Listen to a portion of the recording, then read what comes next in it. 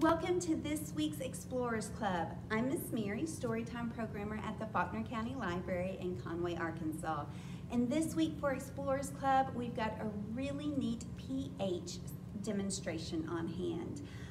What we're going to do is we are going to boil some red cabbage and save that juice because it kind of turns it into a little bit of magic water.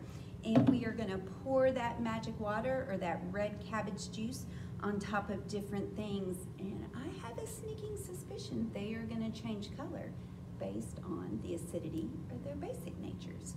Then we are going to end off with a cute story by Rosemary that involves maps and GPS technology. So let's get started. Going to have a lot of fun. You will definitely need a lot of grown-up help for our activities today. For today's activities, you will definitely need lots of grown-up help and supervision, especially if you decide to boil some red cabbage, because that involves using the stove.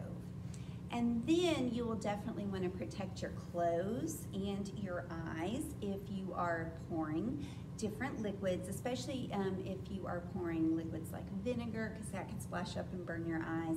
I use bleach today, and you will definitely need a grown-up's help for bleach because that is not safe for kids.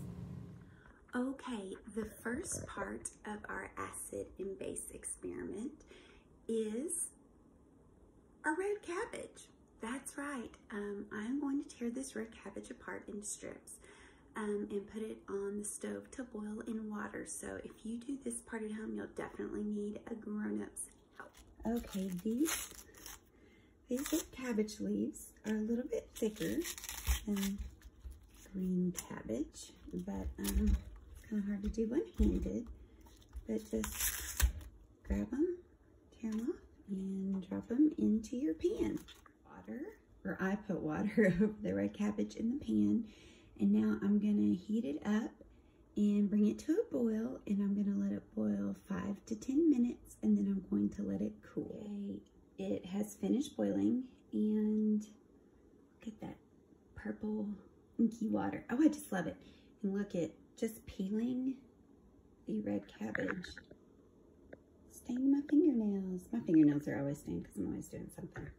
Okay, I may let this cool off for another few minutes, and then I'm going to drain it into some carrying containers so I can take it up to the library with me. And I boiled a lot of cabbage. This is completely unnecessary, but I got 2 mason jars full to work with at the library. I'm so excited. Okay, well, I finally made it to the library. So here is the water that I drained off of the red cabbage that I boiled. Look at how dark that is. It almost looks black, but here with the light, you can tell that it's got a definite purple tinge to it. And so now I'm excited to see what happens when I pour this red cabbage juice on top of some other things like baking soda, carbonated beverage. I've got some cream of tartar here, some vinegar. I brought some lemon juice from home and some bleach. And I've got some hand sanitizer. Oh, and I brought some laundry detergent too. So let's get ready to see what's going to happen. All right, first things first, I'm gonna put a little bit of these in some clear cups so we can see them, and I'm going to label them.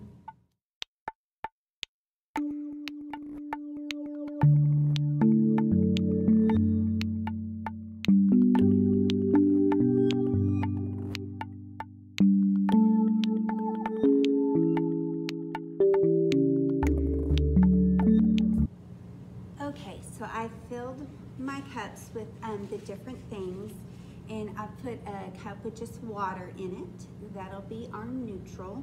So what I'm gonna do, the ones that are powders, like the laundry detergent and the cream of tartar and the baking soda, I'm gonna add a little bit of water to them because that way you can see it a little bit better. So, are you ready? I'm ready, here we go. So I'm gonna pour a little bit of the juice or the water that we boiled our red cabbage in and see what happens when we pour it into the bleach. Now remember, boys and girls, this is something that we have to do with grown-ups help, especially if you test the the pH of bleach. Oh, the bleach turned kind of yellow. Ooh, but did you see how dark it, ooh, yeah, turned it yellow. Let's pour it into the hand sanitizer. Whoa, dark purple. Laundry detergent. It got greener. We're gonna pour it into the water. See, when you pour it into the water, it's blue water. Cream of tartar. Ooh, that definitely turned pink. The carbonated beverage, which was a little pink to start with, got almost red. Wow. Baking soda. Oh, definite blue-green. Let's pour it into the vinegar. Ooh, a definite pink. And the lemon juice. There are a lot of smells going on right now. Definite pink. Whoa. This is crazy. So what is happening? How does that water, when mixed with these other liquids and powders, change color? Well, I wrote it down so I wouldn't forget. So the red color that we boiled out of the red cabbage has something in it called anthocyanin, and it is a really good pH indicator. So if you pour the cabbage water with the anthocyanin in it into something that is acidic, it's going to turn red. And if you pour it into something that's basic, it's going to turn green. So I'm gonna try to put these in order from most acidic to the most base. So let's see here. Let's start with the pink and red ones. I think the vinegar is the reddest, so I'm gonna start that over here. And then after that, the carbonated beverage. And then after that, the lemon juice. And then the cream of tartar. And then I would definitely say this is our neutral, and it looks more purplish in the hand sanitizer. So I'm gonna put the hand sanitizer there, that's almost neutral. And then the water. And then the bleach just kind of turned yellowish, barely. And then the laundry detergent is like this yellow-green color. And then the baking soda turned kind of a neat blue-green color. So there we put them in order like that. So, that's so exciting. Oh, that is so cool. For your packets, so that you can try to make this home, unfortunately I can't send everybody home with red cabbage, but I do have these universal pH testers. And let me show you, they come in, I'm not gonna be able to send a whole booklet home with you, but they came in this little package. I'm gonna make a copy of this color scale on the back to send home with you. But I'm gonna try this. I'm gonna pull out these test strips, and you just dip them in and see what color the strip changes to. So let's start with the baking soda dip. And see how that test strip is green. Let me get a paper towel to set these on. Well, here, I'll just set them in front of their container. Let's do one for the laundry detergent. Ooh, that one turned dark, dark blue. Okay. Let's do one for the bleach. Oop. Oh, turned orange. Let's do one for the water.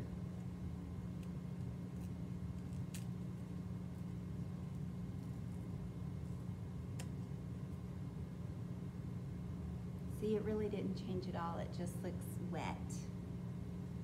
Let's see here. Let's try the hand sanitizer. Wow. It actually looks more clear than the water with the cabbage juice in it looks, for the cabbage water.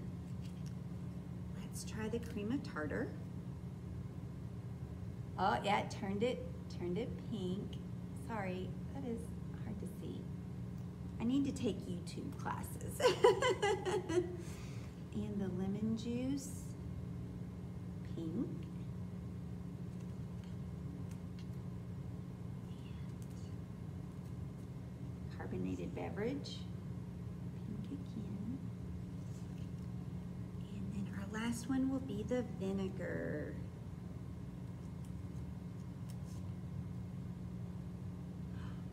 Definite pink. All right, so in your packets, I'm gonna send home a copy of the scale, and I think if I remember correctly, the 7 is the neutral. And I'm gonna send some of these test strips with you, and then I'm gonna send you a little bit of baking soda, a little bit of hand sanitizer, and a little bit of cream of tartar. And unfortunately, that's the only materials that I have to send home with you, but you should be able to supplement. Hopefully you can supplement with some items around the house. You might even test the acidity or the basicness of other things that I haven't even thought of. You can make a nice little spectrum of pH at home. Anyway, I just think this is so much fun. I hope that you have fun with it and you learn a little bit about acids, bases, anthocyanin, and red cabbage, or one little kid I saw on YouTube called it magic water, and it kind of is. You guys, I just had to read a story. It's hard for me to have any kind of a program without including a story, but I thought we could end our Explorers Club today with a really cool book, and I think it kind of fits in because it is a story of exploration and navigation and mapping. Yeah, I love maps. So this is the story Max and Ruby at the Warthog's Wedding by Rosemary Wells, who is our author this week. She did the words and the illustrations, and this is published by Viking and dedicated to Joanna Hurley. Here we go. Look, it's an invitation. Whoop. Mr. and Mrs. William Warthogel request the pleasure of your company at the marriage of their daughter Margaret Rose to Augustus Francis Wartini on Saturday the 12th of June at the All Faiths Chapel, Ritz Hotel. Reception follows. RSVP. Max, said Max's sister Ruby, it's time to get ready for the Warthog's wedding. But Max didn't want to go to the Warthog's wedding. He wanted to feed gummy gobs to his gobsmacker. What is a gobsmacker? Look how twirly my flower girl dress is, Max, said Ruby. Louise has one in just the opposite theme colors. Went the gobsmacker's pink beak. No more gobsmacker, Max, said Ruby. You have to get into your ring bearer suit. See the wedding theme colors on the stripes and tie? Max did not like the color themes or sailor suits. Went another gummy gob. Ruby took the gobsmacker away from Max. Ruby could not get Max's overalls off. She could not get his ring bearer suit on him because Max dead weightinized himself. Whew! In came Grandma. Grandma sprung Max out of his overalls and eased him into his ring bearer suit. No one saw Max hide the gobsmacker in his sailor pants.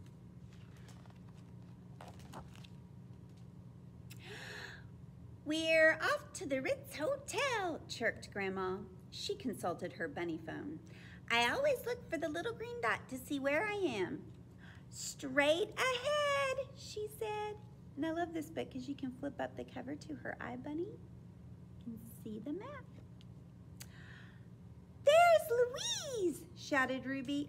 There's Ruby, shouted Louise. Grandma took the warthog wedding ring out of its box. She slipped the ring into Max's back pocket for safekeeping. She didn't know about the gobsmacker. "Here's my bunny phone with the map," said Grandma. "When the wedding bells ring, go to the chapel. I'll be waiting." Ruby checked the bunny phone.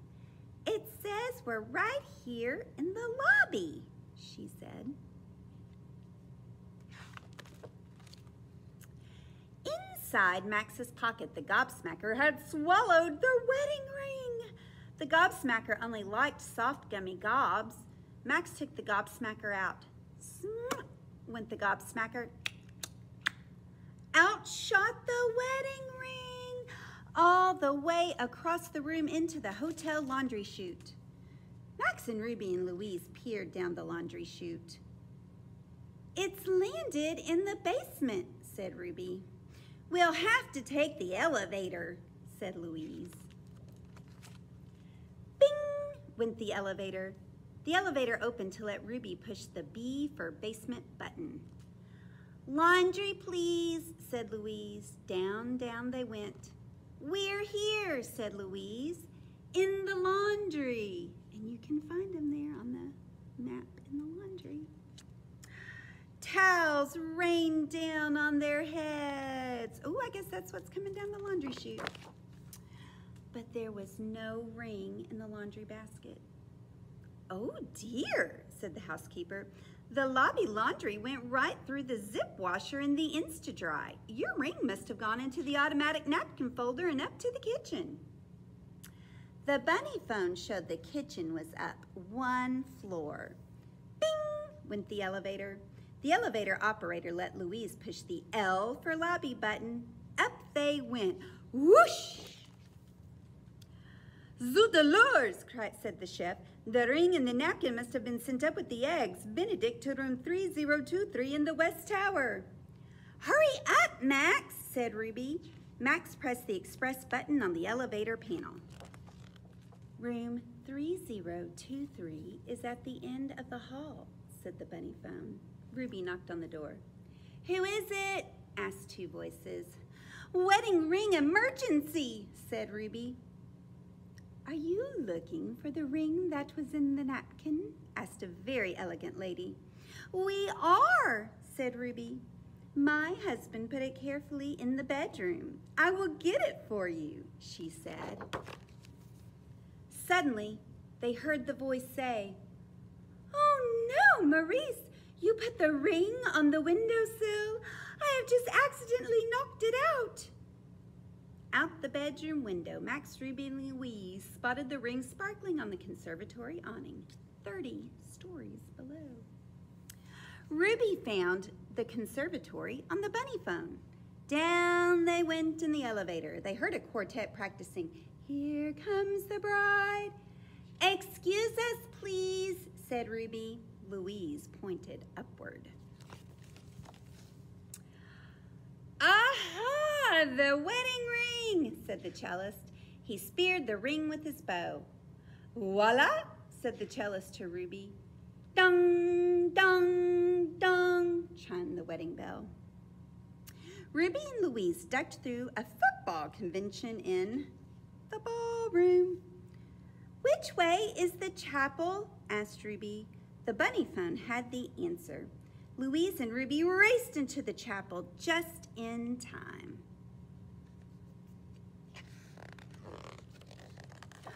For the wedding processional. "I've got the ring," whispered Ruby, "but where is Max?" Just as the bride was saying, "I do," Ruby heard it somewhere in the hotel. It went. They found Max in the ballroom. "You missed the whole wedding, Max," said Ruby. Max smiled at his new friends. They just loved feeding the little gummy footballs to the gobsmacker. Aw, he made friends with the football team. And there go the warthogs off on their honeymoon. And that's the end of Max and Ruby at the warthog's wedding. So I think it would be really cool if you ever wanted to think about drawing some maps or getting an old map and pretending to be an air traffic controller or an adventurer hunting for treasure. Oh, those are some great things to do with a map that you might draw. All right, thank you for joining us for Explorers Club today. I miss you all, and I'll see you next time.